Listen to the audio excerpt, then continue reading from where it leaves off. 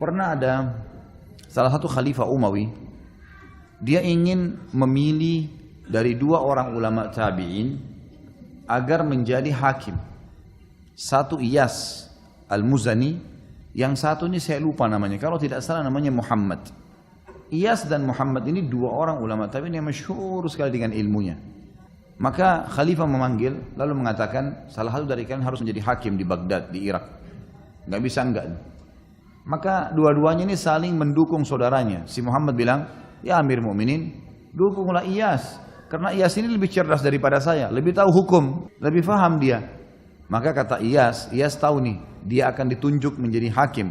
Lihat bagaimana para ulama-ulama kita menolak jabatan ini karena takut terjerumus dalam dosa nantinya. Maka Iyas mengatakan, ya Amir Mu'minin, kalau anda mau mengetahui siapa di antara saya dan Muhammad ini yang lebih alim, jangan tanya dia, jangan tanya saya. Karena pasti kami saling menuduh nih, mengatakan ini lebih pintar dan lebih pintar. Tapi anda tahu, di Irak ini ada ulama-ulama besar yang bisa jadi rujukan seperti Hasan Basri, Sa'id ibn Musayyab. Ada beberapa ulama. Tanya kepada mereka tentang siapa saya, siapa si Muhammad. Rupanya si Iyas ini tidak terlalu dekat dengan Hasan Basri dan tidak juga dekat dengan si Sa'id ibn Musayyab. Yang dekat justru si Muhammad nih. Muhammad ini dalam kisah ini dikatakan tahu kalau si Iyas mau jurumuskan dia, mau jadikan dia sebagai hakim. Dia bilang, ya Amir Mu'minin, enggak usah tanya orang-orang itu. Terus kata Amir Mu'minin, terus gimana caranya? Dia bilang, demi Allah, Iyas lebih pintar dari saya. Kata si Muhammad, karena dia enggak mau jadi hakim. Padahal hakim waktu itu teman-teman sekalian, gajinya lebih tinggi daripada khalifah. Dia bisa menghakimi khalifah bahkan, bukan cuma manusia biasa. Dia diberikan fasilitas tempat tinggal, diberikan kereta kencana, mobil mewah kalau kita sekarang. Enak jabatannya. Orang kalau sekarang memperebutkan itu. Tapi ini dua orang ini nolak. Tahu ini bahaya nih. Ini bisa neraka depannya. Salah hukum, masalah. Maka kata si Muhammad, ya Amir Mu'minin, tidak usah tanya Hasan Basri, tanya Sa'id bin Musayyib. Demi Allah, saya bersumpah dengan Allah, Iyas lebih pintar dari saya. Pilih dia saja. Ya Amir Mu'minin, kalau seandainya anda percaya sama sumpah saya sebagai muslim, maka anda tidak boleh nolak, harus dia jadikan sebagai hakim. Tapi kalau anda menganggap saya bohong dengan dusta, saya dusta dengan sumpah saya tidak layak jadi hakim. Paham? Oke lah. Si Muhammad bilang begitu tadi, ya Amir Mu'minin, demi Allah Iyas lebih pintar dari saya. Kalau saya sumpah ini benar, anda nggak boleh milih saya lagi. Karena saya sudah sumpah atas nama Allah, pasti dia lebih pintar. Harus terima. Kalau saya dusta dengan sumpah saya, berarti saya tidak layak jadi hakim. Karena saya pembohong gitu. Iyas tahu nih, dia akan dijadikan hakim sekarang. Gimana caranya mengelak nih? Kata Iyas, si Amir Mu'minin, si Muhammad ini, demi Allah dia hanya lari dari hakim. Dia lari dari hukum nih. Dia sengaja lempar itu supaya saya yang ditunjuk jadi hakim. Dan saya tahu dia tidak mau jadi hakim. Ya Amir Mu'minin, dia tadi bersumpah itu, saya yakin dia sengaja supaya menjebak saya jadi hakim. Sebentar, keluar dari sini dia bayar kafaranya 3 hari puasa. Kata Iyas, ini sebentar dia keluar, sumpahnya dibayar kafaranya, 3 hari puasa selesai. Maka kata Amir Mu'minin, waktu itu lihat nih, berdialog dua orang ini. Kata Amir Mu'minin, Iyas, kau jadi hakim sekarang. Loh kenapa saya Amir Mu'minin? Tidak ada orang yang bisa menebak seperti kau tadi, kalau sumpah ini bisa dibayar. Kecuali orang yang paling layak jadi hakim. Kau bisa pecahin masalah gitu. Akhirnya Iyas jadi hakim. Tentu Iyas Al-Muzani rahimahullah, seorang yang sangat cerdas memang. Dari kecil terkenal cerdasnya gitu ya. Dan memang jadi hakim sudah berapa tahun. Waktu dia masih kecil, ada orang-orang Yahudi, tempatnya dia belajar matematika. Orang Yahudi belajar matematika, hitung-hitungan. Iyas ini masih kecil, masih 7 tahun, belajar sama orang Yahudi. Orang-orang Yahudi lagi bicara. Itu orang-orang Islam itu katanya nanti kalau orang masuk surga nggak ada buang air besar, nggak ada buang air kecil. Tapi katanya ada makanan. Kok bisa gitu?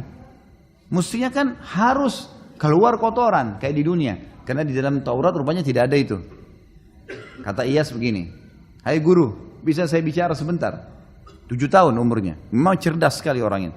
Maka kata orang Yahudi itu, ya silakan. Dia nggak sangka nih anak 7 tahun bisa ngomong. Maka kata Iyas, kalau seandainya Anda lagi makan makanan, apakah semua makanan yang Anda makan itu jadi kotoran? Dia bilang enggak. Lalu kemana? Kata gurunya, jadi energi. Sisanya yang tidak dibutuhkan tubuh jadi kotoran. Kata Iyas, lalu kenapa Anda pungkiri kalau di akhirat nanti bisa saja semuanya jadi energi? Tidak harus jadi kotoran.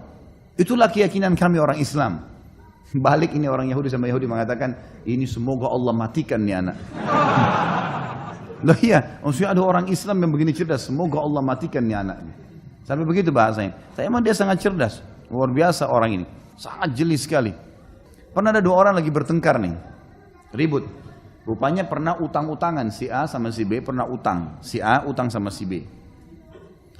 Sepakat ketemu di satu pohon, kemudian dikasihlah uang itu.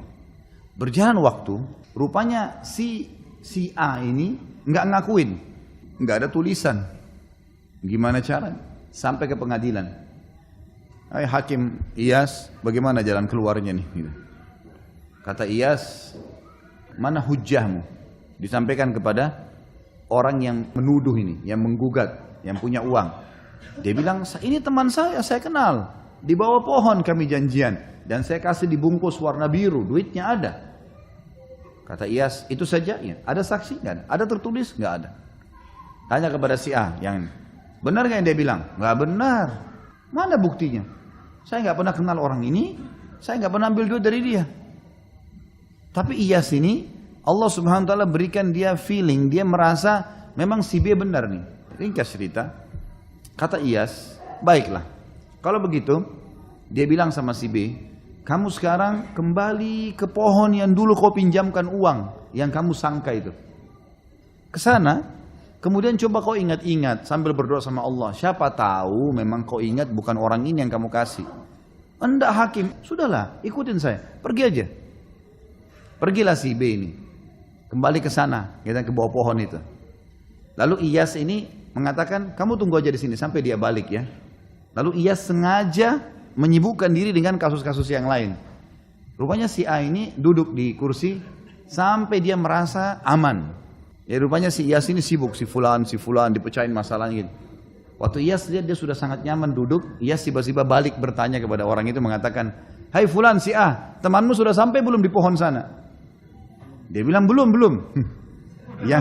Yang tadi punya masalah ini, dia bilang belum. Kata Iyas, semoga Allah bunuh kau. Berarti kau benar tahu kalau itu pohon itu ada, gitu kan? Jadi tadi dibuat dia aman dulu, baru tiba-tiba Iyas bertanya, temanmu kira-kira sudah sampai belum? Gitu. Dia bilang belum. Gitu. Ini kayaknya yang lain tidak ngerti ceritanya. Yang jelas banyak kasus-kasus seperti itu. Tapi mereka sangat hati-hati.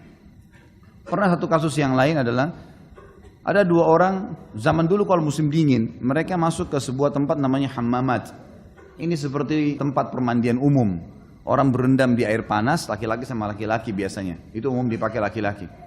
Ada satu orang rupanya dia pakai jubah, bantal dingin baru, warnanya merah, digantung sama dia. Ada orang datang, yang lain lagi satu, pakai jubah warna hijau sudah tua, mandi sama-sama berendam. Rupanya yang pakai mantel hijau ini pencuri. Waktu dia lihat mantel bagus di sebelahnya, mahal, ini dari bludru, maka kemudian dia pun keluar dari tempat mandi itu, berendam itu sebelum orang ini bangun, kemudian dia langsung ngambil jubah warna merah, kemudian dia pergi. Yang punya jubah merah lihat, ini jubah saya diambil, kemudian dia keluar, dia pakai jubahnya dia, karena dia tahu orang ini yang ambil tadi. Sekarang akhirnya si mantel ini berubah. Yang pemilik merah tadi, yang punya merah, yang baru ini, akhirnya dia terpaksa pakai jubah yang warna hijau. Karena jubah merahnya dibawa lari sama orang itu. Dia keluar gak mungkin, kedinginan. Dipakailah jubah yang tua, yang hijau ini. Yang mencuri tadi sudah pakai jubah merah, sudah lari. Dikejarlah sama dia. Ringkas cerita, lewat tidak sengaja di depan pengadilan. Lalu si yang punya jubah hijau teriak, ini fulan mencuri mantel saya. Ada beberapa, kalau kita sekarang polisi, aparat keamanan, khilafah yang menjaga depan pengadilan, tangkap dulu. Tangkap. Ini orang ini jubah saya. Kok bisa? Ini yang pakai jubah merah bilang, enggak ini jubah saya, ini sama saya. Loh tadi kan kamu sama saya masuk ke kamar mandi, untuk berendam. Enggak, mungkirin. Pokoknya sudah ini niatnya mencuri. Baiklah, masuk pengadilan. sama Iyas dihadapin nih. Apa masalah? Nih jubah inilah ceritanya seperti ini. Bagaimana pendapat kau nih yang pakai jubah merah nih, si pencuri? Ini jubah saya pakai, jelas-jelas punya saya. Dari mana ini orang ngaku gitu? Memang dasarnya mau mencuri. Kata Iyas kepada yang satu, apa alasanmu? Dia bilang nggak ada. Ini baru saya beli. Tapi buktinya sekarang kok pakai warna hijau nih? Loh, saya pakai tadi karena kalau saya nggak pakai saya kedinginan untuk ngejar dia. Apa alasan? Ada saksi? Nggak ada. Ada bukti? Nggak ada. Gimana jalan keluarnya nih mecahin? Coba kalau antum di posisi ini gimana mecahin? Iyas rahimahullah punya ide gitu. Maka rupanya dia tanya kepada orang yang punya jubah merah. Jubah ini kenapa kau beli? Bilang saya suka sekali. Harganya berapa? Harganya 200 dirham. Mahal sekali jubah ini. Kau sayang sama jubah ini? Sayang. Baiklah. Itu saja pertanyaan saya. Ditanya yang satu nih, yang sudah lagi pakai jubah merah. Berapa kau beli jubah ini? 200 dirham. Ikutin situ. Karena dia tidak tahu harganya kan gitu. Kau sayang jubah ini? Sayang jubah. Baiklah kalau gitu. Sekarang untuk membuktikan, saya akan ambil sebuah alat. Diambil seperti alat tapi dari besi. Itu untuk menghancurin benda biasanya. Bukan pedang juga. Tapi ada seperti sisir kalau kita sekarang tapi tajam-tajam gitu ya. Lalu kata Iyas, panggil salah satu petugas di pengadilan. Ambil tuh jubah merah, keluarin sekarang. Taruh di depan saya. Ini jubah sekarang, saya akan hancur-hancurin. Karena kalian berebut, tidak tahu siapa yang punya. Maka saya akan hancurin nih. Diambillah sama dia sisir tersebut tadi yang tajam ini. Kalau ditarik ini sobek semuanya. Tiba-tiba yang punya jubah, yang memang punya jubah yang tadi yang betul-betul beli itu mengatakan sudah hakim, nggak usah, kasih aja dia deh daripada hancur. Sementara yang satu ini bilang ya udah silahkan hancurin aja.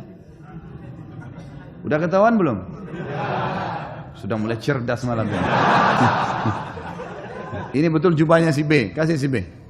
Loh kok bisa si A nya mungkir? Nggak mungkin. Kalau kau punya kok nggak bakal mau hancurin.